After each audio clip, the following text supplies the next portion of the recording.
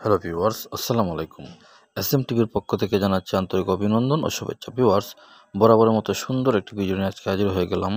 এবারে ভিডিওটা হচ্ছে ভিউয়ার্স, যদি নর্মাল সেটে কোনো সময় আমাদের কল ব্লক লেগে যায়, তখন আমরা অনেক সময় সেটা খুলতে পারি না এবং খুলতে না পারার কারণে আমরা অনেক বিপাকে পড়ে যাই। আমি নিজেও ভিউয়ার্স এই সমস্যা নিয়ে অনেক বিপদে ছিলাম। আমি নিজেও এর ভুক্তভোগী। তাই আজকে দেখিয়ে দেবো কীভাবে একটি নর্মাল সেটে যদি ব্লক লেগে যায় তাহলে আপনারা খুলতে পারবেন নিজে নিজেই। হ্যাঁ ভিউয়ার্স, মাঝে মধ্যে দেখবেন নর্মাল সেটে আপনি একটা নাম্বার ব্লক করে ফেললেন, কিন্তু সেই নাম্বারে আর কল ঢুকে না।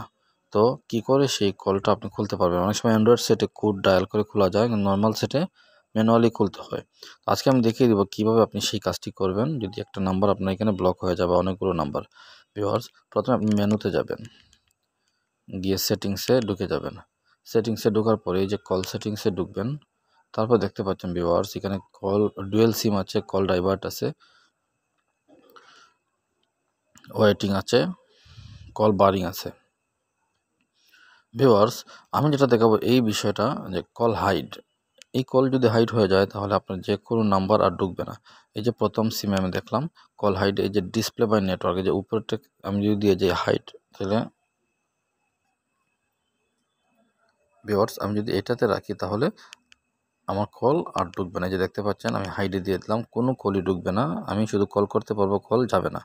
আপনারা যদি এটাকে নামিয়ে ডিসপ্লে বাই ওন আইডি দিয়ে দেন তাহলে ইনকামিংটা ঢুকবে, আউটগোয়িংটা হবে না। আপনি যদি আবার 2 নম্বর সিমে আপনি ডিসপ্লে বাই ওন নেটওয়ার্ক এটা দিয়ে দেন তাহলে যে কোনো নেটওয়ার্ক থেকে আপনার কলটা ঢুকবে এবং খুব সহজেই আপনি এই সমস্যাটার সমাধান পেয়ে যেতে পারেন।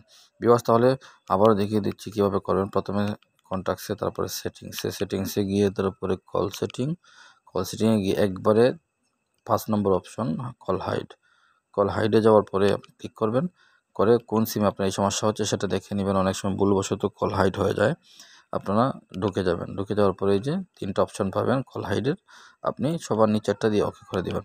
এমনি করে আপনি কল সেটিংয়ে গিয়ে আপনার হাইড থেকে আবার কল হাইড হয়ে গেলে দ্বিতীয় সিমটাতে এই কাজটি করে দিতে পারবেন। এই যে আমার এখানে আছে, তাই আমার ইনকামিং আউটগোয়িং সবই ওকে আছে। ভিউয়ার্স, আরেকটা বিষয়, এই যে কল ডাইভার্ট আছে, এখানে কল ডাইভার্টে গিয়েও আপনি প্রথম সিমে এই যে নিচের দিকে ক্যান্সেলটা দিয়ে রাখবেন, কারণ এটার জন্য অনেক সময় কল ব্লক হয়ে যায়। এই যে সেটিংস ক্যান্সেল, যে কোনো সিমে আপনি করে নেবেন এটা। তো ভিউয়ার্স, আশা করি ভিডিওটি ভালো লেগেছে। ভালো লেগে থাকলে লাইক, কমেন্ট এবং শেয়ার দিবেন। এসএম টিভি আপনাদের টিভি, এসএম টিভির পাশে থাকবেন, সকলকে দেখার সুযোগ করে দেবেন। ধন্যবাদ সবাইকে। আসসালামু আলাইকুম।